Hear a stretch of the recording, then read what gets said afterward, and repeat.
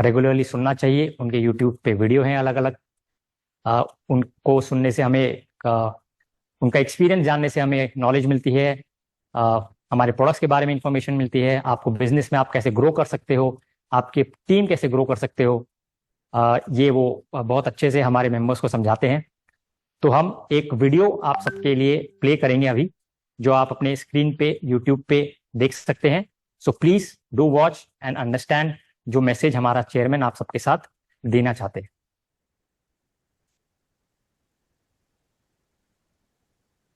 Thank you. मैं आपकी कड़ी मेहनत की दाद देता हूँ। ये वर्कशॉप था तो ऑटो सेल्स मास्टर्स के लिए, पर मेरे को ऐसा लगता है कि यहाँ पर इस लेक्चर में कम से कम 2700 लोग आए हैं। ये तादाद तो बहुत ज़्यादा है। ऑटो सेल्स मास्टर मेरे हिसाब से आसान नहीं था क्या? पर मुझे यकीन है कि आप में से कुछ लोग बड़ी आसानी से वहां पहुंच गए, जबकि कुछ लोगों को वक्त लगा होगा ऑटो सेल्स मास्टर बनने के लिए। ये ऑटो सेल्स मास्टर जो है, ये असल में एटमी में सबसे पहली मास्टरशिप है। अगर हम लोग रॉयल लीडर्स क्लब के मेंबर्स बनना चाहते हैं और हर महीने हम सक्सेस के तौर पर 40 लाख रुपए कमाना चाहते हैं, तो ये जो ऑटो सेल्स मास्टरशिप है, ये दरअसल आपकी पहली सीढ़ी है जहां आप हर महीने 3 लाख से 4 लाख रुपए कमा सकते हैं। रॉयल लीडर्स क्लब तक पहुंचने के लिए ये आपकी दरअसल सबसे पहली सीढ़ी थी। पर अगर ओवरऑल बिजनेस की दरअसल प्रोग्रेस को देखते हैं तो 40 लाख रुपए हर महीने कमाने की जो सीढ़ी है, उसमें दरअसल आप अगर देखें तो आप आधे रास्ते पहुंच चुके हैं। अगर मैं आपको समझाना चाहूं तो इस तरह सोचिए कि एक टेनिस बॉल और एक क्रिकेट की बॉल को एक पूरा चक्कर काटने में सेम एफर्ट ही डालना पड़ेगा, है ना?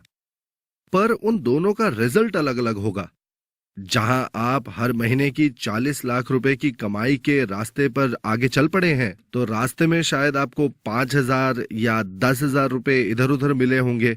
और अगर हम इन सब को आपस में जोड़ देते हैं तो टोटल शायद अपने महीने में 70,000 से 1.5 लाख रुपए कमाए होंगे। कुछ वक्त बीतने के बाद अब आप एक ऐसी जगह पर पहुंच चुके हैं जहां शायद आप 3 लाख या फिर 4 लाख रुपए हर महीने कमा रहे होंगे। अगर आप एक टेनिस बॉल की तरह रोल कर रहे होंगे तो शायद अब आप जाकर थोड़े बड़े हो चुके हैं।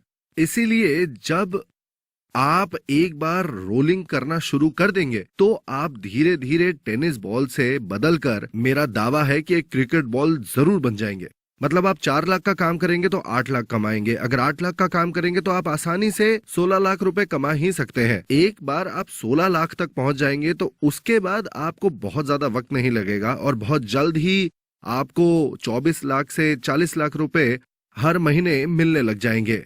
और इस तरह से आपको लगेगा कि बस मैं तो पहुंच ही गया। और क्योंकि आप अपने आखिरी दौर पर पहुंच चुके हैं, इसलिए मैं चाहता हूं कि आप थोड़ा और कंसंट्रेट करें और अपने काम की तरफ आप बहुत ध्यान दें और अच्छे से उसे अचीव करें। जनरली जो लोग ऑटो सेल्स मास्टर्स बन जाते हैं वो आगे चलकर रॉयल लीडर्स क्लब के मेंबर बन ही जाते हैं, क्योंकि उन लोगों के फेल होने के चांसेस जो हैं वो बहुत ही ज्यादा कम हो जाते हैं। अब जिन लोगों ने पहले शुरुआत करी है तो वो लोग तो पहले पहुंचेंगे ही, क्योंकि उन्होंने पहले शुरुआत करी है और वो आगे चल रहे हैं। चाहे आप लोगों को थोड़ा सा ज्यादा वक्त लगा होगा, पर अगर आप अपने काम की तरफ एक्टिव रहे होंगे तो आपको ऐसा नहीं लगा होगा कि बहुत वक्त गया। ऐसा नहीं लगेगा कि आप लोग लेट हो गए हैं। मुझे लगता है अगर आप इस तरह से कंटिन्यू करते रहेंगे तो आप लोग कुछ ही वक्त में रॉयल मास्टर्स बन जाएंगे। क्योंकि जो काम करेगा वो आगे तो बढ़ेगा ही। जब आप रॉयल मास्टर बन जाते हैं और सक्सेस अचीव करते हैं तब आपका एटीट्यूड और बिहेवियर जो है वो बहुत जरूरी होगा। अगर आप सच में एक ऐसे रॉयल मास्टर बनना चाहते हैं जिसकी हर कोई इज्जत करे, तो एक आइडियल रॉयल मास्टर का एटीट्यूड जैसा होना चाहिए, उसका पालन मतलब उसका आचरण, या फिर कहे कि उस तरह से बिहेव आपको अभी से करना होगा। मान लीजिए कि आप बहुत सारा पैसा कमा रहे हैं पर आपके आसपास के लोग आपकी इज्जत नहीं करते, तो कैसा लगेगा आपको? क्या आप इसको एक सच्चा सक्सेस बोलेंगे? मेरे हिसाब से आप इसको हाफ सक्सेस ही बोल सकते हैं। सच में जब आप सक्सेस अचीव करते हैं ना रॉयल मास्टर बनकर, तब ये बहुत ज्यादा जरूरी हो जाता है कि आप एक ऐसे इंसान हो जिसके आसपास के लोग उसे देखकर तालियां बजाएं, उसका स्वागत करें और जोर जोर से ये बात कहे कि भाई इस इंसान के लिए मैं बहुत खुश हूं, इसने बड़ी मेहनत करी है और ये डिजर्व करता है। इसीलिए आपको ये बिजनेस शुरू करते वक्त ही अपनी मेंटालिटी ऐसी बनानी चाहिए कि आप ऑलरेडी सक्सेसफुल है। अगर आपको एक सक्सेसफुल इंसान की मेंटालिटी चाहिए तो आपका दिल बहुत बड़ा होना चाहिए। इसका मतलब क्या है? इसका मतलब यह है कि आपको तैयार रहना चाहिए कुछ नुकसान उठाने के लिए। ऐसे बहुत सारे लोग हैं जिनको ऐसा लगता है कि उन्हें कभी नुकसान नहीं हो सकता क्योंकि वो बहुत स्मार्ट है और बहुत बुद्धिमान है। सच तो ये है कि इन लोगों को कभी भी स्मार्ट नहीं समझना चाहिए क्योंकि ये ऐसे लोग हैं जो बुरे कामों की तरफ बढ़ जाते हैं। इन लोगों को शायद नुकसान ना हो पर अपने आसपास के लोगों से इन्हें कोई इज्जत भी नहीं मिलती। दूसरे शब्दों में, अगर आप नुकसान उठाना जानते हैं तो फिर ये आपके बड़े दिल और आपके एक खुले विचार वाले इंसान होने की नींव गढ़ता है। अगर आप एक बैड स्पॉन्सर से शुरुआत करें तो फिर ये गड़बड़ है ना? आपको क्या करना चाहिए? क्या आपको कोई नुकसान नहीं उठाना चाहिए? क्या आपको एक स्मार्ट स्पॉन्सर नहीं ढूंढना चाहिए जो आपका ख्याल रख सके, या आपको उस बुरे स्पॉन्सर के साथ ही रहना चाहिए और उसके बावजूद भी किसी तरह सक्सेस हासिल करनी चाहिए? बिल्कुल सही। इस बैड स्पॉन्सर के नुकसान को आपको झेलना होगा और आपको अपना सक्सेस भी हासिल करना होगा क्योंकि इस तरह से आपका सक्सेस जो है ना वो और ज्यादा जबरदस्त होकर आपके सामने और खूबसूरत बनेगा। यही सच है। अगर आपका स्पॉन्सर अनक्वालिफाइड है, जो आपका ख्याल नहीं रखता, तो अब आपके पास एक मौका है कि आप आगे बढ़कर एक ऐसे लीडर बने जो दूसरों के लिए मिसाल बन सके। आपकी सक्सेस और भी जबरदस्त हो जाएगी। मान लीजिए कि आपके पास एक केपेबल, स्मार्ट और एक बड़े दिल वाला स्पॉन्सर है जो आपकी मदद कर रहा है और आपके बिजनेस को बिना किसी एफर्ट के बढ़ा देता है। एक तरह से आप कह सकते हैं कि इस स्पॉन्सर ने आपको आधे रास्ते तक मदद की है सक्सेस पाने के लिए। इस तरह का उदार और बड़ा दिल होना आपके लिए बहुत ज्यादा जरूरी है। कुछ लोग आपको मिलेंगे जो आपको बताएंगे कि उनके डाउनलाइंस और उनके ग्रुप्स कितने अच्छे हैं। दूसरों को ऐसी बातें करते सुन आपको ऐसा लग सकता है कि आपका जो ग्रुप है वो बहुत अच्छा नहीं है। क्या करेंगे आप उस ग्रुप को ज्वाइन करेंगे या आप अपने ग्रुप को उससे भी ज्यादा बेहतर बनाएंगे? एग्जैक्टली, आपको अपना ग्रुप बेहतर बनाना है। एक सक्सेसफुल इंसान यही करेगा। अब मान लीजिए कि आप एक अच्छे ग्रुप में हैं और आपको सक्सेस मिल गई। क्या आप कह सकते हैं वो सक्सेस आपकी खुद की है? सक्सेसफुल लोग जो होते हैं ना वो अपने बुरे ग्रुप को एक अच्छे ग्रुप में बदल देते हैं क्योंकि उन्हें कुछ अलग करने की अपॉर्चुनिटी दिखती है। अब जब हम इस टॉपिक के ऊपर हैं तो मैंने काफी लोगों को ये बात कहते हुए सुना है कि आ, आपको अच्छे डाउनलाइंस में होना चाहिए या फिर आपके ग्रुप्स जो है, मतलब आपको अच्छे ग्रुप्स में होना चाहिए। मैंने लोगों को इस तरह की बातें करते हुए सुना तो है, पर मेरे को लगता है कि ये लोग दरअसल खुद ही बड़े बेवकूफ हैं। जो लोग कहते हैं ना कि मेरा ग्रुप बहुत जबरदस्त है, वो लोग बहुत ज्यादा स्मार्ट नहीं होते हैं। ये लोग थोड़े से बेवकूफ होते हैं। जिनका दिल बड़ा नहीं होता है ना, और जो लोग बहुत इंटेलिजेंट नहीं होते हैं, वो ऐसी बातें करते हैं। अगर आप लोग एटमी की तरफ देखते हैं तो हम लोग एक बाइनरी सिस्टम है। आप लोग सोच रहे होंगे कि हमने ब्रेकअवे प्लान या यूनिलेवल या फिर मैट्रिक्स सिस्टम क्यों इस्तेमाल नहीं किया, उसकी जगह हमने बाइनरी सिस्टम क्यों इस्तेमाल किया। एटमी ने बाइनरी सिस्टम इसीलिए चुना ताकि जिन लोगों के पास टैलेंट और एबिलिटी की कमी है ना, उनको भी पूरा पूरा मौका मिले हर तरह से सक्सेसफुल बनने के लिए इस बिजनेस में। ब्रेकअवे प्लान जैसे जो सिस्टम होते हैं वो सिर्फ एक्सट्रीमली टैलेंटेड लोगों को सक्सेसफुल होने का मौका देते हैं। इसमें सक्सेस अचीव करना बहुत मुश्किल है। हाँ, अब अगर मैं यूनिलेवल कंपनसेशन प्लान एक्सप्लेन करूं, मैं एमएलएम की भाषा इस्तेमाल करूंगा क्योंकि आप सब लोग लीडर्स हैं। और अगर अगर कुछ भी समझ में ना आए तो मुझे बोल दीजिएगा।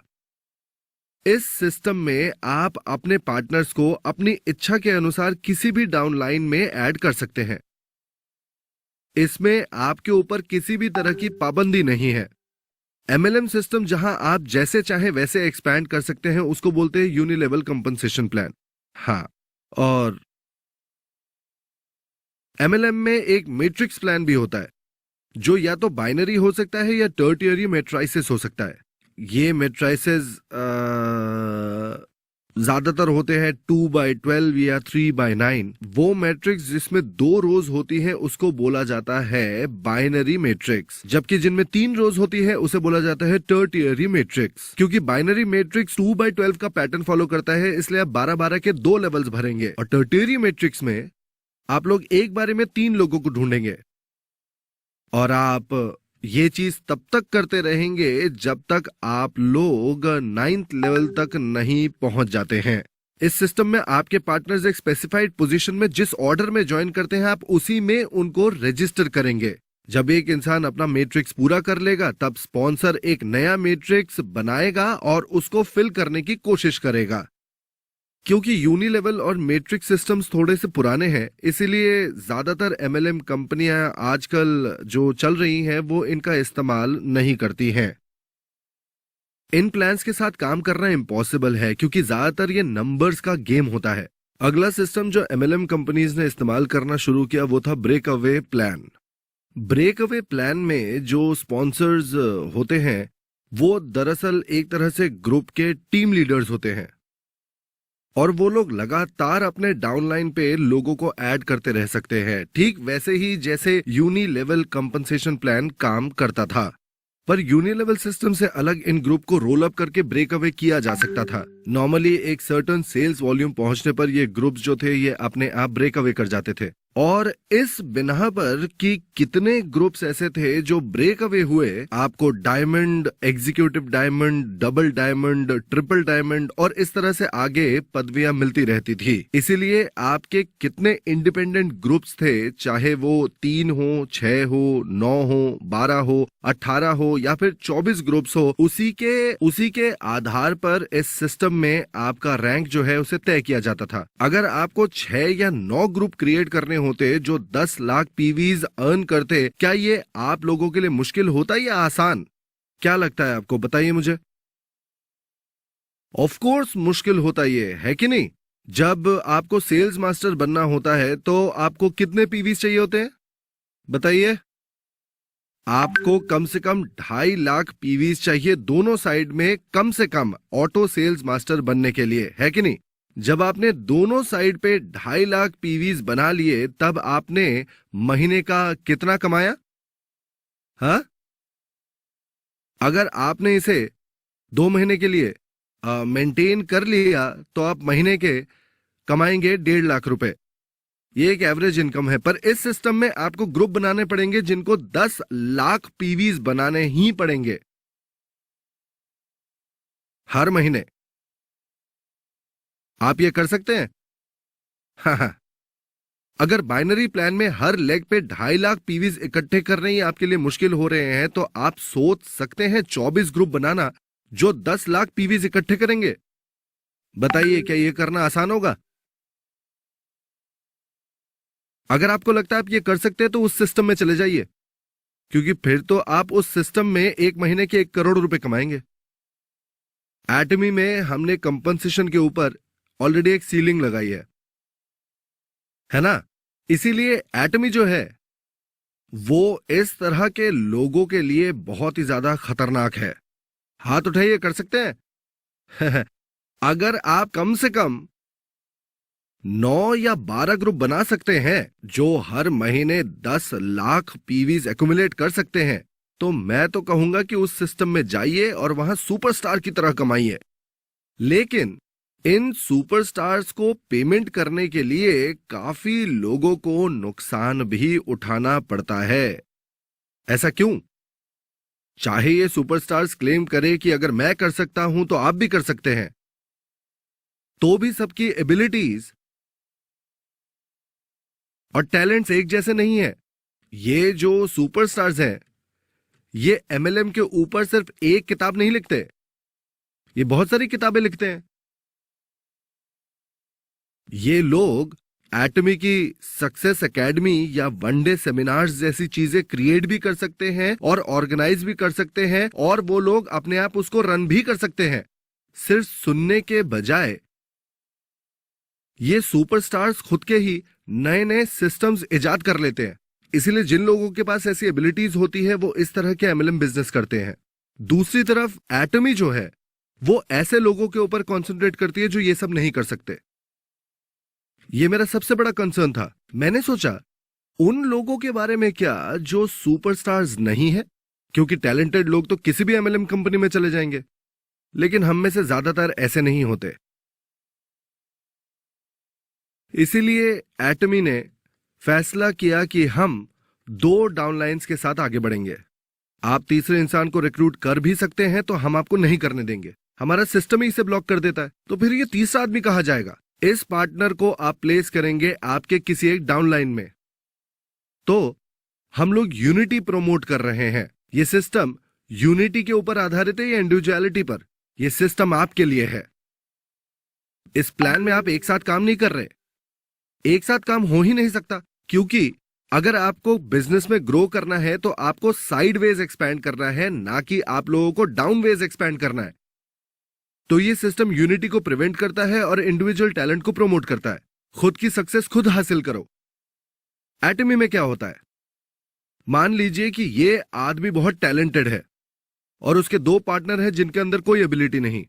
अगर टैलेंटेड इंसान किसी को रिक्रूट भी करता है तो वो उसको इस जगह पर ऐड नहीं कर सकता, बल्कि उसे न्यू रिक्रूट को यहां पर या फिर और नीचे प्लेस करना पड़ेगा। सिस्टम आपको 2 डाउनलाइंस बनाने ही नहीं देगा। असल में वो टैलेंटेड इंसान अपने डाउनलाइन में उन 2 लोगों को जिनकी एबिलिटी नहीं है उनको हेल्प कर रहा है। मतलब हम सुपरस्टार्स को ये कह रहे हैं कि दूसरों की मदद कीजिए और साथ में काम कीजिए। हमारा सिस्टम ऐसा ही है। आप सबके साथ काम करेंगे कि अकेले? हाँ, जवाब एकदम साफ है ना? आपको यहां होना होगा। अब इस इंसान को यह सब करके किसी तरह का नुकसान हुआ? कोई नुकसान हुआ? कोई नुकसान नहीं हुआ। सब कुछ कहां पर जाएगा? सब कुछ उसके डाउनलाइंस में जाएगा। यह सिस्टम आपके नुकसान को ही नहीं बचाता, बल्कि आपको और आपके पार्टनर्स को मिलकर सक्सेस अचीव करने का मौका देता है। और यही होता है बाइनरी प्लान। आप सुनते हैं कि आप पैसे कैसे नहीं बना सकते, है ना? लोग कहते हैं कि एटमी में आप लो पीवीज की वजह से ज्यादा पैसे नहीं कमा सकते। खैर, ये लोग बेवकूफ हैं और एमएलएम के बारे में ज्यादा कुछ नहीं जानते। मैं बताता हूं क्यों। कोरिया में 35% से ज्यादा अपनी सेल्स का कंपनीज कंपनसेट कर सकती है? नहीं कर सकती। एटमी करंटली 34% रीइंबर्स करती है। तो बेसिकली हम लोग 35% पे बैक कर रहे हैं। पर आगे चल के शायद ये थोड़ा कम हो जाए, क्योंकि 35% रिटर्न करना चावल और पानी के साथ मुमकिन नहीं है। तो अब पीवीज के ऊपर हमारे पास एक और चीज है जिसे हम लोग बोलते हैं बीवी। एटमी में हम श्योर करते हैं कि हम इस बीवी का 35% कंपनसेट करें। तो इस केस में अगर हम एटमी के टोटल सेल्स का 35% पे बैक करें तो हम लोग जो कुछ मुमकिन हो सकता है सब पे ऑफ कर रहे हैं। मतलब हम लोगों को जो सब कुछ देना चाहिए हम दे रहे हैं। अगर यही केस है तो क्या दूसरी कंपनियां ये कह सकती हैं कि वो हमारे मुकाबले में कम या ज्यादा पे कर रही हैं? नहीं कह सकते। अगर वो कहे तो पूछिए कितना पे करते हैं। अगर आपको बहुत मिलता है तो देखिए कितना परसेंटेज वो देते हैं। अगर वो कहे 50% तो आप अथॉरिटीज को वो कंपनी रिपोर्ट कर सकते हैं। कोरिया में मैक्सिमम पे आउट 35% है। अगर आपको 35% ही मिलता है तो फिर वो परसेंटेज आपको एक ऐसी कंपनी से लेना चाहिए जिसका बिजनेस बहुत बड़ा है, या ऐसी कंपनी से लेना चाहिए जिसका बिजनेस छोटा सा है? हाँ, बड़ा वाला अच्छा है। पर इसे पाने के लिए आपको क्या लगता है कि प्रोडक्ट्स के प्राइसेस कीमती होने चाहिए या फिर सस्ते होने चाहिए? पीवी से हटकर बिजनेस तभी बड़ा हो सकता है जब उसकी कीमतें सस्ती होंगी। समझे क्यों? अगर हम पीवीज और प्राइजेस को दोनों ही एक ही टाइम पर बढ़ा देंगे तो बिजनेस थोड़ी ना बढ़ेगा। एटमी में हमारे पास स्किन केयर 6 सिस्टम है। इस प्रोडक्ट के साथ मैं आप सब लोगों को 10 लाख पीवीज दे सकता था, पर प्राइस हो जाता 90,000। ये बढ़िया है ना, मैं आपको सारे पीवीज दे रहा हूं वैल्यू एडेड टैक्स माइनस करके। आपको इसके 5 सेट बेचने होंगे जिससे आपके हर लेग पे 2.5 लाख पीवीज आ जाएंगे और आप उससे सेल्स मास्टर बन जाएंगे। ये अच्छा लगा? करें इस तरह से। अगर जो कस्टमर्स आपको मिलते हैं आप उन्हें 5 सेट्स या फिर 2.5 सेट्स बेच पाए हर लेग के लिए और बदले में 1.5 लाख रुपए कमा पाए तो ये तो बहुत ही जबरदस्त होगा, है ना? पर अगर इसकी कीमत होगी 80,000 तो इसे कोई और खरीदेगा या सिर्फ आप? आप लोग इसे खरीदने के लिए क्रेडिट कार्ड इस्तेमाल करेंगे और फिर आप लोग उम्मीद करेंगे कि इससे आपको पैसे कमाने को मिले। इस प्राइस पर इसे बेच ही नहीं पाएंगे। मान लीजिए हम इसे 6,000 रुपए में बेचते हैं तो ये काफी किफायती हो जाएगा, है ना? हां, ये बहुत ही अफोर्डेबल हो जाएगा। अगर हम इसकी कीमत थोड़ी सी और बढ़ा दे तो तकरीबन अगर हम इसे 30,000 रुपए का कर दे, जो 80,000 रुपए मैंने पहले बताए थे उतना नहीं, बस 30,000 अगर कर दे। अगर हम इसे 30,000 रुपए में भी बेचे तो भी शायद आप लोग इसमें से थोड़े से बेच पाए। उसके बाद 30,000 रुपए में एक सेट बेचना ज्यादा आसान होगा या फिर 6,000 रुपए में इनके 5 सेट बेचना ज्यादा आसान होगा? दूसरी तरह से ये पूछता हूं, अगर आप इसका एक सेट 30,000 में बेचेंगे तो आपको क्या लगता है कि आपको ऑटोमेटिक रिपर्चेसेस मिलेंगे? या अगर आप एक सेट 6,000 रुपए में बेचेंगे तो आपको ऑटोमेटिक रिपर्चेसेस मिलेंगे? बिल्कुल मिलेंगे। मान लीजिए आपने एक सेट 30,000 में बेचा और एक सेट 6,000 में बेचा, क्योंकि आपको रीपर्चेजेस 6,000 वाले सेट पर मिलेंगे। तो एक साल में आप कितने सेट बेचेंगे? करीब 12 सेट। 30,000 रुपए वाले सेट को बेचने के लिए चाहे आपने कितनी मेहनत की हो, आपको रीपर्चेजेस मिलेंगे? बिल्कुल भी नहीं मिलेंगे। साल के आखिर तक आपने सिर्फ एक ही सेट बेचा होगा, है कि नहीं? सेल्स के तौर पर कौन सा फिर बड़ा हुआ? अगर आप 30,000 रुपए वाला एक सेट बेचेंगे तो कुल मिलाकर साल के आखिर में आपने सिर्फ 30,000 ही कमाए। पर अगर 6,000 वाले 12 सेट्स बेचेंगे तो ऑटोमेटिक सेल्स के जरिए 65 से 70,000 की सेल होगी। इस तरह से सेल्स को बढ़ाया जा सकता है। इसीलिए फर्क नहीं पड़ता है कि पीवी कितने कम है, हमें अपने प्राइजेस कम करने चाहिए या हमारे प्राइजेस कम नहीं करने चाहिए। प्राइजेस जरूर कम करने चाहिए। अगर हमें ऑटो सेल्स मास्टर बनना है तो इसी तरह ऑटो कंज्यूमर्स हम बना सकते हैं। आपके डाउनलाइन में जो पार्टनर्स हैं उनको ऑटो सेल्स मास्टर बनना होगा ताकि आप ऑटो डायमंड सेल्स मास्टर बन सके। इसीलिए प्राइसेस कम करने के लिए हम जो मन पड़ता है करते हैं। इसीलिए जो लोग सोचते हैं कि वो बहुत स्मार्ट हैं, वो अपने पुराने एक्सपीरियंसेस की वजह से एमएलएम के बारे में ये कहेंगे कि अरे पीवी कम है, आप तो बिल्कुल पैसे नहीं कमा पाएंगे। अगर आप बिजनेस के बारे में नहीं जानते तो आप सोचेंगे ये तो सही है, इन लो पीवीज की वजह से ही मेरे को दिक्कत आ रही होगी। आप इतने फ्रस्ट्रेटेड हो जाएंगे कि आप उस एमएलएम कंपनी में चले जाएंगे जहां पीवीज बहुत ऊंचे हैं। ज्यादातर ये लो क्वालिटी गुड्स होते हैं जिनको हजारों डॉलर्स में बेचा जाता है, पर उनकी पीवीज बहुत होती है। तो आप अपने क्रेडिट कार्ड से खरीदने लगेंगे। आप अपने दोस्तों को कहेंगे कि चलो पैसे बनाते हैं, तुम्हें सिर्फ अपना कार्ड स्वाइप करवाना है। ये बैड प्रैक्टिसेस बहुत वक्त से चल रही है इस इंडस्ट्री में, पर एटमी ने आखिरकार इन पर फुल स्टॉप लगा दिया। असल में आपको अपने पीवीज फ्री में मिलने चाहिए। प्रोडक्ट्स के सस्ते और जबरदस्त होने की वजह से जो रीपर्चेसेस होते हैं, आपको पीवीज बोनस की तरह मिलने चाहिए। कभी भी अपने पैसे खर्च करके पीवीज नहीं इकट्ठे करने चाहिए। हाँ, मैं ये नहीं कह रहा कि जिन प्रोडक्ट्स की आपको जरूरत है वो आप ना खरीदें, क्योंकि आप वही पैसा खर्च कर रहे हैं जो ज्यादातर आप अपने रोजमर्रा की जरूरत की चीजें खरीदने के लिए डिस्काउंट स्टोर्स या टीवी होम शॉपिंग पर पैसे खर्च करते हैं। ये कोई एक्स्ट्रा खर्चा नहीं है कि नहीं? जो लोग अपने पैसे खर्च करके एटमी का बिजनेस करते हैं वो लोग बेवकूफ हैं, फूलिश है।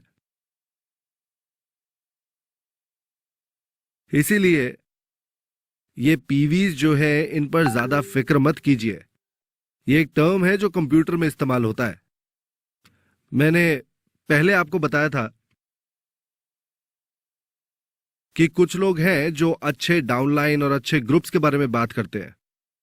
आपको ऐसी चीजें कभी भी अपनी जबान पर नहीं लानी चाहिए। ये सब बातें बोलकर आप अपनी और कंपनी की छवि खराब करते हैं। आपका एक अच्छा स्पॉन्सर होना चाहिए या फिर एक डाउनलाइन जो आपको अच्छा सपोर्ट कर सके, पर ऐसे शब्द जैसे अच्छे डाउनलाइन या अच्छे ग्रुप आपकी जबान पर कभी नहीं आने चाहिए। आपको ऐसी चीजें कभी किसी को नहीं कहनी है। मैं एक्सप्लेन करता हूं कि ऐसा क्यों है। एटमी मार्केटिंग के लिए बाइनरी प्लान का इस्तेमाल करता है ना? मान लीजिए कि ये डाउनलाइन जबरदस्त काम कर रहा है क्योंकि इसके पास अच्छा स्पॉन्सर है, और दूसरी तरफ ये स्पॉन्सर अच्छा काम नहीं कर रहा है क्योंकि इसके पास टैलेंट भी नहीं है और इसका स्वभाव भी बहुत खराब है। आपको लगेगा कि आप इस वाले ग्रुप में जाना ज्यादा पसंद करेंगे। आप अगर वो जंप करेंगे तो आपको क्या लगता है क्या होगा? इस वाले स्पॉन्सर की कोई कमाई नहीं होगी, ठीक है? इस वाले स्पॉन्सर का ऐसा लगता है सब कुछ अच्छा चल रहा है, पर उसकी जो दो डाउनलाइंस है, ऐसा हो सकता है कि एक अच्छा काम कर रही है और दूसरी जो है वो बिल्कुल भी अच्छा काम नहीं कर रही है। अगर हम इस इंसान के नजरिए से देखते हैं तो लोगों का इसकी डाउनलाइंस की तरफ बढ़ना इसके लिए तो बहुत ही अच्छा था। अब जब इस तरह की धारणा लोगों के दिमाग में आने लगती है तो वो सोचते हैं कि क्योंकि आप एक अच्छे डाउनलाइन और स्पॉन्सर के जरिए ये अच्छा कर सकते हैं तो मुझे वहां पर जाना चाहिए, क्योंकि ये डाउनलाइन बहुत ही ज्यादा अच्छा कर रही है तो लोग यहां पर भीड़ लगा देंगे, है कि नहीं? ऐसा होने पर यह इंसान पैसा कमाएगा? नहीं कमाएगा। चलिए अब ये मान लेते हैं कि यही चीज इस लेवल पर होती है। यहां के लोग फिर से अच्छे डाउनलाइन की तरफ जंप करेंगे। अगर ऐसा हुआ तो पूरा ऑर्गेनाइजेशन तबाह हो जाएगा। इसीलिए आपको कभी ये मेंशन नहीं करना चाहिए कि कैसे एक का डाउनलाइन या ग्रुप दूसरों से ज्यादा बेहतर है, क्योंकि आप सब लोग सक्सेसफुल रॉयल मास्टर्स बनना चाहते हैं, है ना? हाँ, जब आप अपने गोल को अचीव कर लेंगे और सक्सीड करेंगे तब ऐसा होगा नहीं कि आपका एक लेग बहुत बढ़िया काम करेगा और दूसरा लेग अच्छा काम नहीं करेगा। ये डेफिनेटली होगा आपकी डाउनलाइन में। बाइनरी प्लान में ऐसी संभावना होती है कि स्मॉलर डाउनलाइन से कभी कभार लोग दूसरे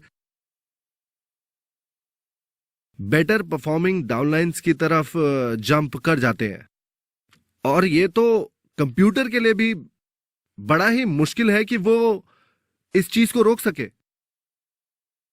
तो इस कमजोरी को किस तरह से हम रोक सकते हैं? इसी वजह से बाइनरी और टर्टियरी मैट्रिसेस बनाए गए थे ताकि लोग अपने पोजीशंस भर सके और सही तरीके से सही ढंग से बिजनेस कर सके। लोगों ने शुरुआत की थी ये सोचकर कि एक साथ सक्सेसफुल होंगे, पर आगे चल के कोई पैसा नहीं कमा पाया। ऐसे बिजनेसेस कुछ महीने ही चलते हैं, ऐसी कंपनी 3 महीने से ज्यादा नहीं चलती। आज की तारीख में ऑर्डिनरी इंसान के लिए सक्सेसफुल होने का तरीका सिर्फ है बाइनरी प्लान। इसी से आपको सफलता मिल सकती है। इसके अलावा एटमी का स्टेबल मार्केट, हमारी यूनिट अमाउंट ऑफ कमीशन के साथ, और हमारी कोई एंट्री या मेंटेनेंस फीस नहीं है, और इसके साथ ही हमारी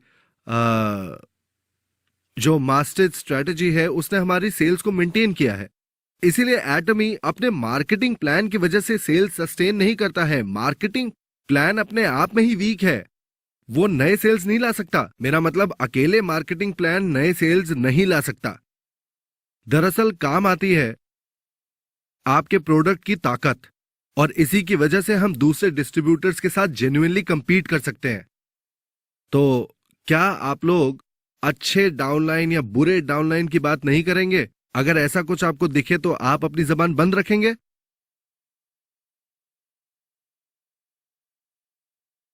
आपको कभी भी डाउनलाइन अच्छी है या बुरी है ऐसी बातें कभी नहीं कहनी चाहिए। इसीलिए एटमी बेस्ड है वन सर्वर सिस्टम पर, उसमें इन चीजों की कोई जगह नहीं। क्या जो लोग अच्छे डाउनलाइन से होते हैं सिर्फ वही सक्सेस एकेडमी या वनडे सेमिनार्स में आते हैं? ऐसा नहीं है ना। ये सेमिनार सबके लिए खुले हैं, और इसीलिए सिस्टम इस तरह से बनाया गया था कि आप तभी सक्सेसफुल हो पाएंगे जब आप एक अच्छे स्पॉन्सर बनेंगे और आप लोगों को सक्सेस एकेडमी और वनडे सेमिनार्स में इनवाइट करेंगे। ऐसा नहीं है कि हम आपको कह रहे हैं कि सब कुछ आप खुद ही करिए। दुनिया में ऐसी कोई एमएलएम कंपनी नहीं है जिसका सक्सेस सिस्टम इतना जबरदस्त हो।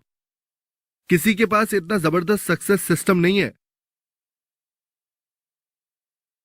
वो लोग जिन्होंने पहले एमएलएम कंपनियों में काम किया है उन्हें पता है कि इतना जबरदस्त सिस्टम और कहीं पे भी नहीं है। कुछ बातें हैं जिनके बारे में मैं बहुत फटाफट आपको बताना चाहता हूं। अब जब आप अपने पार्टनर्स को स्पॉन्सर्स करेंगे, आपको हर लेग में कम से कम 2 लोगों की मदद करनी है कि नहीं? क्या होगा अगर आप सिर्फ 2 लोगों पर ध्यान दें और बाद में उनमें से एक चला जाए? अगर इस पार्टनर की नीयत दरअसल खराब है तो उसे पता होगा कि उसके बिना आपका प्रमोशन नहीं होगा। मतलब कि आप उसे वो नहीं दे देते जो वो चाहता है, तो वो आपको परेशान करेगा ही। हालांकि ज्यादातर लोग ऐसे नहीं होते हैं, पर अगर आपकी किस्मत खराब हुई तो आपके पल्ले ऐसे लोग पड़ सकते हैं। तो इस चीज के लिए आप अपने आप को कैसे तैयार करेंगे? वेल, आप अपने डाउनलाइन में 2 से ज्यादा लोगों की मदद कर सकते हैं। मैं क्या कह रहा हूं वो आपको समझ में आ रहा है? ठीक है। हर लेग पर आप मदद करेंगे कम से कम 4 से 6 लोगों की, ताकि वो स्टार मास्टर्स बन सके। और अगर हर लेग पर ऐसे 2 लोग सक्सेसफुल हो जाते हैं तो आप भी मास्टरशिप में आगे बढ़ पाएंगे। अगर आपको कोई भी परेशान करने की कोशिश करे तो आप उसे कह सकते हैं, ओ मैं प्रमोशन के बारे में ज्यादा सोच नहीं रहा, मैं प्रमोट होऊंगा या नहीं होऊंगा ये मेरा कंसर्न नहीं है, मैं तो सिर्फ फिक्र कर रहा हूं मेरे पार्टनर्स के सक्सेस के बारे में। मैं सच में उम्मीद करता हूं कि आपने जो इतने एफर्ट्स डाले हैं इसकी वजह से आपको प्रमोशन मिले। हाँ, आपको मेरे बारे में इतनी फिक्र करने की कोई जरूरत नहीं। ये एक तरीका है ऐसे लोगों से बात करने का। लेकिन कुछ कम बुद्धि वाले स्पॉन्सर्स बोल सकते हैं, अच्छा मुझे समझ में आ रहा है तुम क्या कर रहे हो, और अपने इमोशन जाहिर कर देते हैं। उनके चेहरे पर सब दिख जाता है, पर एक अच्छा लीडर ऐसा कभी नहीं करता है। अगर आपका कोई पार्टनर है जो आपको बहुत परेशान करता है, इतना कि आप उसकी धुलाई कर देना चाहते हैं, या कोई ऐसा पार्टनर है जो आपकी तरफ सपोर्ट की नजरों से देख रहा है, उसको भी आप अपने इमोशंस दिखाने के बजाय आप उसे बस इतना कहिए कि मैं उम्मीद करता हूं कि आपको सफलता जरूर मिले, आप सक्सेस अचीव करें, इसके लिए मैं आपकी पूरी मदद करूंगा। इसके अलावा मैं अपने सक्सेस के बारे में बहुत ज्यादा फिक्रमंद नहीं हूं, बल्कि मैं तो ज्यादातर अपने पार्टनर्स के सक्सेस के बारे में हमेशा चिंता करता रहता हूं। सच में इसी को बोला जाता है कैरेक्टर बिल्ड अप करना।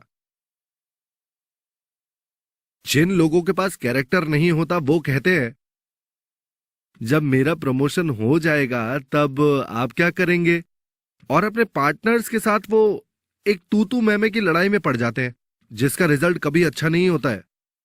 सिर्फ जब आप ओपन माइंडेड होते हैं और जेनरस होते हैं, आप कुछ भी रोक नहीं पाएंगे।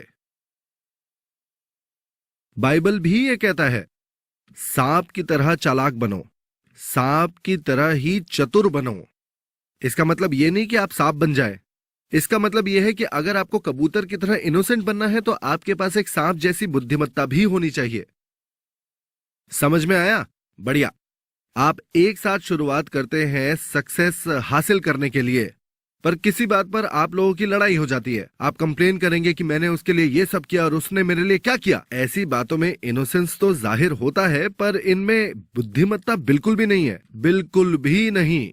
तो इसीलिए अगर आपके पार्टनर्स के साथ कुछ झड़प हो, चाहे आपको इनोसेंस मेंटेन करनी हो, पर आपको हर तरह से अपनी बुद्धिमत्ता का इस्तेमाल करना होगा।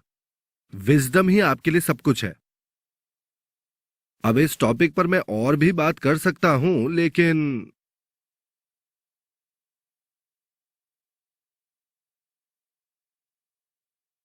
चलिए आगे फ्यूचर में हम एक ऐसा सिस्टम इजाद करने वाले हैं जो हर किसी को एटमी का बिजनेस करने की अनुमति देगा, अपने तरीके से, वो भी अपने सेंटर्स से।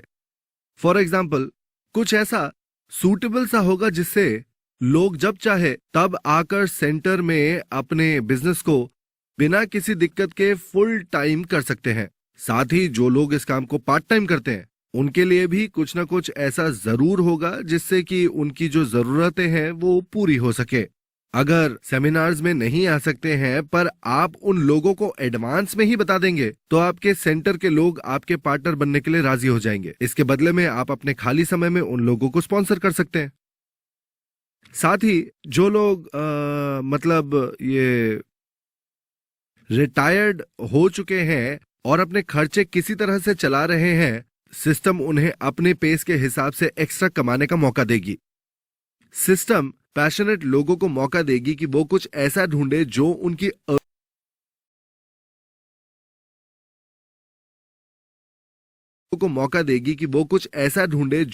अर्जेंट नीड्स को सूट करे। क्योंकि आप में से काफी लोग हेड ऑफ द सेंटर है, तो आप लोग अपने पार्टनर्स को कुछ ऐसा बिजनेस मॉडल इंट्रोड्यूस कर सकते हैं जो उनकी जरूरतों के हिसाब से हो, कुछ ऐसा जो उनकी जरूरतों को और अच्छे से सुलझाए। अगर आप एक बहुत स्ट्रिक्ट शेड्यूल फॉलो करेंगे तो लोग जो रिटायर्ड हैं और सोचते हैं कि भाई 40 साल के बाद मैं रेस्ट करूंगा, जब वो इसके बारे में सुनेंगे तो उन्हें तो ब्रेकडाउन ही हो जाएगा और वो लोग सोचेंगे कि अगर मेरे को फिर से रूटीन फॉलो करना है तो मुझे ये नहीं करना। इसीलिए ये ज्यादा बेहतर होगा कि लोगों की सहूलियत के हिसाब से बिजनेस मॉडल तैयार करें। हम एक डाइवर्सिटी के युग में रहते हैं, इसलिए हमें एक ऐसा बिजनेस बनना पड़ेगा जो कस्टमाइजेबल हो। दुख की बात यह है कि कुछ लोग इंटर के फीस से थोड़ा एक्स्ट्रा कमाना चाहते हैं। ये लोग बेवकूफ है और गणित में बहुत खराब है। मैं किसी इंसान को या किसी एक ऐसी टीम को देखना चाहता हूं जो एक सेंटर को छोड़कर नया सेंटर खोलकर उससे जो सेंटर की फीस आती है उससे वो तरक्की हासिल करने की सोचे। जरूर ऐसे सेंटर्स भी होते हैं जो कभी कभार इतने बड़े हो जाते हैं कि हमें उन्हें स्प्लिट करना पड़ता है और उनमें से 2 सेंटर्स निकालने पड़ते हैं। जब हालात ऐसे होते हैं तब दोनों ही सेंटर्स अच्छा काम करते हैं। मैं एक एग्जाम्पल दूंगा दिखाने के लिए कैसे अलग है। मान लीजिए कि एक स्पॉन्सर बिजनेस करते वक्त एक सेंटर ओपन करता है। कुछ वक्त नुकसान झेलने के बाद वो सेंटर ग्रो करने लगता है। पहले जैसे ही उस स्पॉन्सर के पास दूसरे डाउनलाइन के मुकाबले एक स्मॉलर लेग है जो अच्छा काम नहीं कर रही। कुछ वक्त के बाद पार्टनर सोचता है अगर एक सेंटर का मंथली रेंट 1.5 लाख रुपए है और क्योंकि मेरा स्पॉन्सर सबसे ज्यादा पैसा असल में मुझी से कमा रहा है तो क्यों ना मैं भी अपना सेंटर ही खोल लूं। क्योंकि उस पार्टनर को लगता है कि उसका स्पॉन्सर सबसे ज्यादा उसी से कमा रहा है तो वो ये फैसला ले लेता है कि वो अपना खुद का सेंटर खोलेगा। तो वो पार्टनर अपने आप को बहुत सारे सॉलिड रीजन देता है और उसके बाद अपना सेंटर खोल लेता है। अब इस वजह से जो ओरिजिनल सेंटर था उसमें दोबारा दिक्कतें आनी शुरू हो जाती है, जबकि जो नया सेंटर बना है वहां लीडरशिप की कमी की वजह से दिक्कतें आनी शुरू हो जाती है। मतलब दोनों ही सेंटर्स आखिरकार बहुत बुरे हालात में फंसते हैं। आखिरकार सेंटर फी कभी आपको पैसे नहीं कमा के देगा। तो ये बात मुझे पता है क्योंकि स्टैंडर्ड्स मैंने सेट किए। ये सेंटर हेड की रिस्पॉन्सिबिलिटी है। अगर सेंटर रेड में है तो सेंटर हेड का लॉस है। मैंने यही स्टैंडर्ड बनाया है। अगर सेंटर प्रॉफिट करेगा तो दोबारा वो सेंटर हेड का गेन होगा। समझ में आया? हमारा यही स्टैंडर्ड है। अगर कोई पार्टनर सोचे कि सेंटर हेड को शायद दिक्कतें आ रही हैं, मैं अपनी तरफ से थोड़ा बहुत कंट्रीब्यूट करके उनकी मदद करना चाहता हूं, तो ये बात बहुत ही उम्दा है। इसी तरह सेंटर हेड भी ये सोचे कि क्योंकि मैंने बहुत सारा पैसा कमाया है तो चलो मैं थोड़ा अपने पार्टनर्स के साथ शेयर करता हूं, या फिर जो मेरी जरूरत से एक्स्ट्रा पैसा है उसे मैं दूसरों की जरूरत के लिए डोनेट कर दूं, मैं दूसरों की मदद करूंगा। पर ये सारे फैसले जो हैं ये हेड ऑफ द सेंटर के ही होंगे। तो नुकसान के लिए कौन जिम्मेदार है? Head of the centre. और अगर मुनाफा हुआ तो वो भी उसका। ये हमारा स्टैंडर्ड है। आप इसका पालन करते हैं या नहीं करते हैं ये तो पूरी तरह से सिर्फ आपका ही फैसला है। मदद करते वक्त आप ये नहीं सोच सकते कि मैंने सुना था कि लॉस जो है वो तो हेड ऑफ द सेंटर की रिस्पॉन्सिबिलिटी है, तो अब मुनाफा हुआ है तो मैं इसको बचाकर रख लेता हूं। ऐसे नहीं होता है, क्योंकि एक दूसरे की मदद करना और साथ में मिलकर काम करना बहुत अच्छा होता है और यही हमारा स्टैंडर्ड है। प्लीज आप लोग कभी ये मत सोचिएगा कि आप सेंटर फी से पैसे बना पाएंगे, ये नहीं होगा, क्योंकि ये चीज उस पर्पस के लिए कभी बनी ही नहीं। अगर सेंटर हेड ठीक नहीं होगा तो फिर सेंटर बैंक करप्ट हो जाएगा। अगर सारे नहीं तो ज्यादातर कॉन्ट्रैक्टर्स तो जानते हैं सेंटर फी क्या है। हाँ, क्या आप जानते हैं कि एक सेंटर हेड क्यों बर्बाद होता है अगर उसका सेंटर हेड सारा पैसा खुद के लिए रख ले? पता है, अगर सेंटर हेड सारा पैसा खुद के लिए रख लेगा तो सेंटर के लोग ये सोचेंगे कि सेंटर हेड सिर्फ अपने बारे में सोच रहा है, और इससे बर्बादी का चेन रिएक्शन शुरू हो जाता है। अगर सेंटर बंद हो जाए तो आपको सेंटर फी नहीं मिलती ना। इसीलिए सेंटर फी किसी भी तरह से कमाई का कोई एक्स्ट्रा तरीका नहीं है, इस बात को समझ लीजिए। कुछ तो दूसरे लोगों को सेंटर में इन्वेस्ट करने के लिए कहते हैं ताकि वो पैसा कमा सके। वो इन्वेस्टर ले आते हैं जो कॉन्ट्रैक्टर भी नहीं होते। इस तरह की चीजें करके कभी कोई सेंटर आगे नहीं बढ़ पाया। चलिए मान लेते हैं कि कोई सेंटर अच्छा चल भी जाता है, तो यही आदमी सेंटर को छोड़कर आगे चलकर एक नया सेंटर खोल लेगा। आखिरकार ये सेंटर्स विवादों में पड़ जाते हैं और कुछ भी हासिल नहीं होता। प्लीज याद रखिए कि आप सिर्फ अपने कमीशन से पैसे कमा सकते हैं, ना कि किसी भी तरह से सेंटर फीस से। तो मैं तो आपसे यही कहूंगा कि ऐसा कुछ करने का कभी मत सोचिएगा, मतलब एक नया सेंटर खोलने का, ताकि आप सेंटर फीस कमा सके। अब जब आप लोग अपना बिजनेस करेंगे तो कंपनी के कुछ ऐसे एक्शंस हो सकते हैं जो आपको पसंद नहीं आएंगे, पर इन फैसलों को कंपनी को लेना जरूरी होता है। ज्यादातर ये सारे इश्यूज आते हैं स्टैंडर्ड्स और उन रूल्स को लेकर जो ज्यादातर बनाए जाते हैं आपके फायदे के लिए, और इन रूल्स को बहुत सख्ती के साथ लागू किया जाता है। जब मैं एटमी के स्टाफ और एग्जीक्यूटिव्स के साथ बात करता हूं, मैं उनसे कहता हूं कि हमारे मेंबर्स हमारे स्टैंडर्ड हैं। इसके अलावा हमारे यहां कॉल सेंटर में एक चीज होती है जिसे कहते हैं CS मैनुअल, और जो एम्प्लॉयज वहां पर काम करते हैं इसे इस्तेमाल किया जाता है उन्हें ट्रेन करने के लिए। इस मैनुअल के शुरुआत में मैंने कुछ लिखा है, मैंने इसे फर्स्ट पेज पर लिखा है, और ये कहता है आप इस कंपनी को रिप्रेजेंट करते हैं, और क्योंकि इस कंपनी का लक्ष्य है कि वो हर तरह से अपनी इमेज को अच्छी बनाए रखे, इसीलिए हमारे कॉल सेंटर के एम्प्लॉय होने के नाते कंपनी के बेनिफिट के लिए आप कभी भी कस्टमर के साथ आर्ग्यू नहीं करेंगे, बल्कि आपको कस्टमर की तरफ से कंपनी के साथ बहस करनी चाहिए। यही लिखा मैंने उनको। कैसा लगता है सुनने में?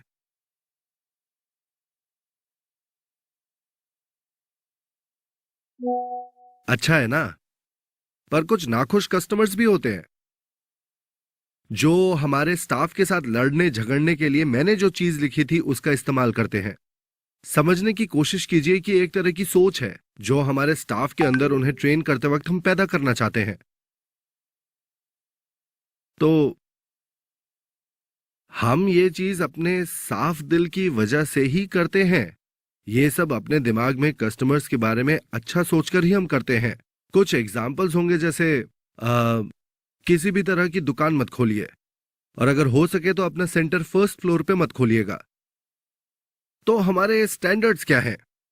अगर आप फर्स्ट फ्लोर पे हमारे प्रोडक्ट्स डिस्प्ले या सेल करेंगे और लोग जो वहां से पास कर रहे हैं उन्हें खरीदेंगे, तो वो आगे चल के किसी कॉन्ट्रैक्टर के साथ मेंबर या कंज्यूमर बनेंगे। इन लोगों के लिए किसी कॉन्ट्रैक्टर को कांटेक्ट करना या कॉल करना बहुत ज्यादा दिक्कत वाली बात हो जाएगी। इसीलिए वो सोचने लगते हैं कि मैं जब उस सेंटर के पास से गुजरूंगा तब मैं चीजें खरीद लूंगा, मुझे ना डिलीवरी का वेट करना है और प्रोडक्ट भी जल्दी मिल जाएगा मुझे। अगर ऐसा हुआ तो वो शॉप जो है बहुत कम टाइम में बहुत फेमस हो जाएगी। फेमस हो जाएगी तो ऐसी और भी दुकानें खुल जाएंगी।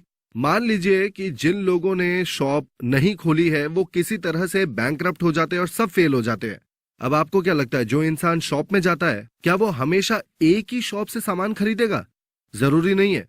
इसके अलावा जब और भी शॉप्स खुल जाएंगी तब कंपटीशन और भी ज्यादा बढ़ जाएगा और आपका इन्वेस्टमेंट और आपकी सेल कम हो जाएगी। क्योंकि हमने काफी लोगों को विफल होते हुए देखा है, इसीलिए हमने सेल के लिए गुड्स का डिस्प्ले करना मना कर दिया है। पर अगर किसी चुनिंदा जगहों पे सेकेंड, थर्ड या फोर्थ फ्लोर पर जगह ही नहीं है तो फिर सेंटर फर्स्ट फ्लोर पर खुल सकता है।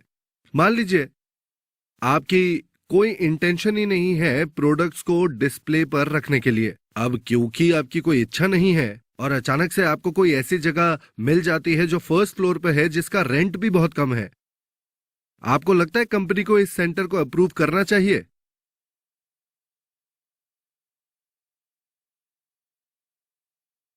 नहीं।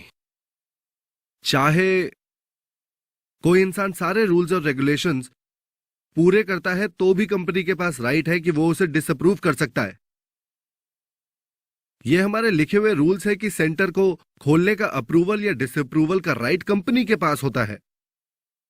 सेंटर्स के बारे में इस क्लॉज को हम टर्म्स एंड कंडीशंस में लिखते हैं क्योंकि हमें पता है हमारे एग्जाम्पल जैसी चीजें हो सकती हैं। चाहे ये फर्स्ट फ्लोर हो, आप प्रोडक्ट्स डिस्प्ले करके सेल नहीं करेंगे और रेंट चाहे कितना अफोर्डेबल हो, तो आपको लगता है कि कंपनी अप्रूवल देगी? बिल्कुल। इसीलिए मेंबर्स के बेनिफिट्स के लिए कंपनी इन राइट्स को अपने पास रखती है ताकि जरूरत पड़ने पर फ्लेक्सिबल हो सके। हम इस नतीजे पर पहुंचे कि इसे इस्तेमाल करना सही था ताकि रेगुलेशंस की वजह से जो कस्टमर्स को अननेसेसरी लॉसेस होते हैं उनको कम किया जा सके। राइट होने का मतलब ये नहीं कि हम अपने एडमिनिस्ट्रेटिव अपॉर्चुनिटीज के बारे में ज्यादा सोचेंगे। इसके बजाय अगर मेंबर्स के कोई फायदे की बात है तो ऐसे जरूरी वक्त पे हम अपने राइट्स का इस्तेमाल करते हुए उन्हें अप्रूव कर देते हैं। कंपनी के पास क्षमता होनी चाहिए कि किसी किसी सिचुएशंस में वो फ्लेक्सिबल हो सके। असल में आखिरी फैसला लेने का हक जो हमारा होता है, हम वो सही फैसले लेने के लिए ही अपने पास रखते हैं ताकि आप लोगों को कम नुकसान हो और ज्यादा मुनाफा हो सके। इस फैसले की वजह समझ में आई? बढ़िया। अगर हम फ्लेक्सिबल नहीं होते और रूल्स को स्ट्रिक्टली फॉलो करते, जैसे कि फर्स्ट फ्लोर पर कोई सेंटर्स नहीं होने चाहिए, तो हो सकता था कि हमारे मेंबर्स को नुकसान उठाना पड़ता। इसीलिए इस बात को जहन में रखिए कि कंपनी शायद ऐसे फैसले ले जो कि असल रूल्स से हटकर हो, पर यह इसीलिए होता है ताकि मेंबर्स को नुकसान ना हो पाए। आप ऐसे लोगों से मिल सकते हैं जो शिकायत करेंगे, बहस करेंगे कि कंपनी अपने ही रूल्स फॉलो नहीं करती। लेकिन अगर हमारे किसी फैसले का ओवरऑल रिजल्ट हमारे मेंबर्स के लिए नुकसानदेह हो तो ये हमारे लिए तो बहुत बड़ी प्रॉब्लम होगी ना। लेकिन अगर वो फैसले हमारे मेंबर्स को छोटा सा भी बेनिफिट प्रोवाइड करते हैं तो कंपनी इस फैसले को बिल्कुल सही मानेगी, और क्योंकि मेंबर्स का मुनाफा हो रहा है इसीलिए कंपनी इस फैसले के साथ आगे बढ़ेगी। मैं सच में चाहता हूं कि आप सब लोग इस टॉपिक को अच्छी तरह से समझ जाएं।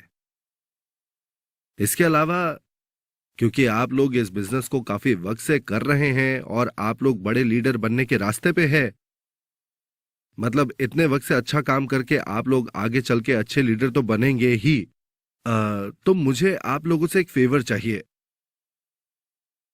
अगर हो सके तो मेरे पास आकर ये मत कहिएगा कि इस इंसान ने मेरा डाउनलाइन ले लिया या इस इंसान ने मेरा पार्टनर चुरा लिया।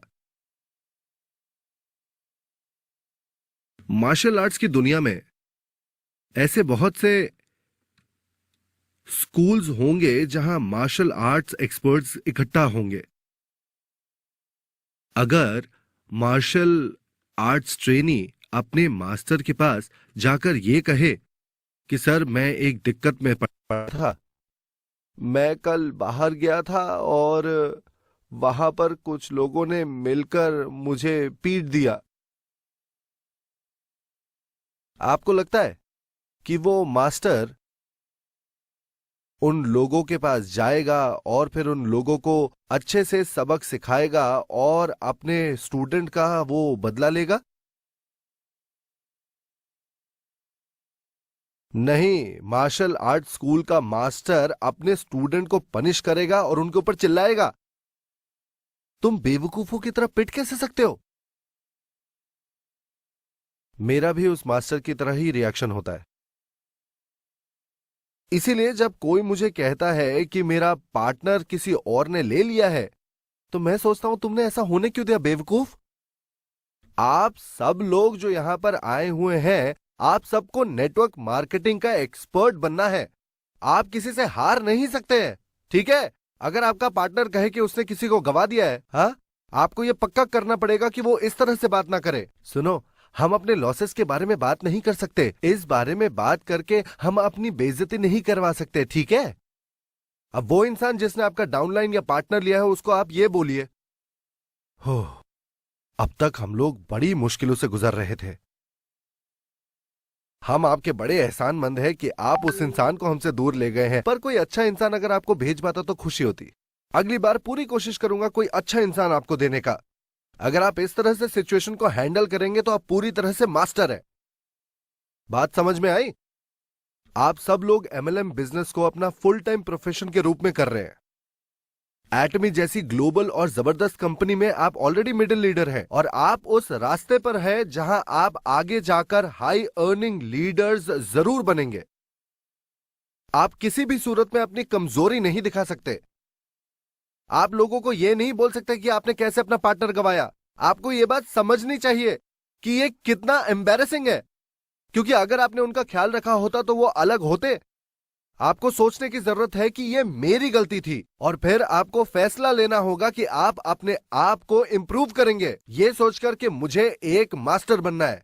मास्टर, हाँ, समझे?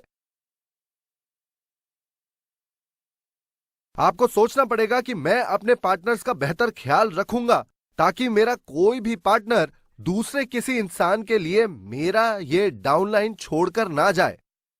मैं सबका इतना ख्याल रखूंगा, डाउनलाइन इस तरह से तैयार करूंगा कि दूसरे लोग हमसे आकर यहां पर जुड़ना चाहेंगे। ऐसी होनी चाहिए आपकी सोच। वैसे कुछ लोग कभी कभार ग्रुप छोड़कर चले भी जाए तो यह अच्छा ही होता है, क्योंकि अगर आप हर एक सिंगल इंसान को लीड करेंगे तो आप उन कुछ ट्रबल मेकर्स को लेकर चिंतित रहेंगे जो आपके लिए आगे चलकर दिक्कतें खड़ी करेंगे। आप सोच सकते हैं कि अरे वाह, मैंने इसे रुकने के लिए कहा था और ये रुक गया। लेकिन एक बार जब मैं सक्सेसफुल हो गया हूं तो ये इंसान मेरे लिए बहुत ज्यादा दिक्कतें पैदा कर रहा है। कुछ लोग ऐसे होते हैं जो आपकी सक्सेस के बाद अच्छा करने के बजाय ज्यादा बुरा ही करते हैं। तो अगर आपके इधर उधर के कुछ लोग छोड़ जाएं, जब आप सक्सेस की तरफ आगे बढ़ रहे होंगे तो आपको यह सोचना चाहिए कि चलो जो हुआ अच्छा ही हुआ। इसी को कहते हैं ब्लेसिंग इन डिस्गाइज। आगे चल के आपके बहुत सारे पार्टनर्स होंगे। जब आप रॉयल मास्टर बनेंगे तब बहुत सारे पार्टनर्स होंगे। हाँ, उन लोगों की कमी जरूर होगी जो जेन्युइनली अच्छे होते हैं। इसीलिए जब आप नए पार्टनर्स को स्पॉन्सर करते हैं तब यह आपकी जिम्मेदारी है कि आप उन्हें जेन्युइनली अच्छा इंसान बनाएं। जब आप रिक्रूटिंग करेंगे तब बोल्डनेस के साथ कीजिए। जिन दोस्तों को आप पसंद नहीं करते उनको मत बुलाइए, छोड़ दीजिए उन्हें। बुरे स्वभाव के लोगों को मत लाइए। यह बात लिखकर रख लीजिए कि जिन लोगों का कैरेक्टर अच्छा होता है या जो लोग जिनका स्वभाव बहुत अच्छा होता है वो जेन्युइन होते हैं, आप उनके साथ ज्यादा सक्सेसफुल हो सकते हैं। इस तरह के बेखौफ होकर फैसले लीजिए। यह बिजनेस आपको बहुत आसानी से सक्सेस अचीव करा सकता है। हर कोई यहां विनर बन सकता है। सक्सेसफुल बनने के बाद हमेशा किसी ट्रिप पर जाने का सोचिए, किसी ऐसे इंसान के साथ जो आपको बहुत परेशान करता है और आप उसको बिल्कुल पसंद नहीं करते।